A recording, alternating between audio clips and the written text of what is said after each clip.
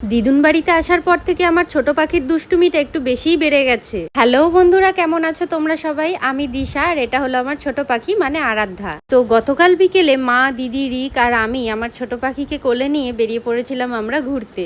আসলে আমরা যাচ্ছি আমার এক দাদার বাড়িতে। দাদার ঘর আলো করে জন্ম হয়েছে এক ফুটফুটে মিষ্টি কন্যা সন্তানের। আজকে তার সাথেই দেখা করতে যাচ্ছি আমরা। আমরা এখন চলে যাব পলতায়, যেটা আমাদের বাড়ি থেকে খুব বেশি একটা দূরে নয়। দাদার কাজের সুবিধার জন্য দাদা আর বৌদি দুইজনেই পলতাতে ঘর ভাড়া নিয়ে থাকে। জানো তো বন্ধুরা, যখনই আমি ছোট সদ্যজাত কোনো শিশু দেখি তখনই আমার পাখির ছোটবেলার কথা মনে পড়ে যায়। সদ্যজাত শিশুদের গায়ে কিন্তু একটা আলাদাই মিষ্টি গন্ধ থাকে। আমার ছোট পাখিকে যখন আমি প্রথম ঘরে এনেছিলাম তখন আমার ঘরের ভেতর থেকে ঠিক এরকমই একটা গন্ধ বেরোতো। ঘরের ভেতর থেকে দড়ি টাঙিয়ে ছোট ছোট জামা কাপড়গুলো ঝোলানো থাকতো, আর শোয়ার সময় বিছানায় মাথার ধারে ওয়াইপস, কাপড়, ডাইপার, আমার ওষুধ, মেয়ের ওষুধ সমস্ত কিছু রাখা থাকতো। তখন এই সমস্ত কিছু দেখলে মনে হতো ঘরটা যেন পুরো ছন্নছাড়া হয়ে রয়েছে। কিন্তু এখন এই সমস্ত জিনিসগুলোই বড্ড ইমোশনাল করে দেয় আমাকে।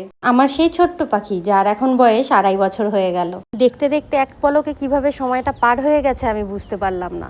মাঝে মধ্যে আমার রাগ হয়, মনে হয় ও খুব বেশি দুষ্টুমি করছে, কিন্তু আবার ওর এই ভোলা ভালা মুখটা দেখলে না সব ভুলে যাই। তোমাদের সাথে গল্প করতে করতে ভিডিওর শেষের দিকে চলে এসেছি। তো বন্ধুরা, দেখা হচ্ছে নেক্সট ভিডিওতে। টাটা।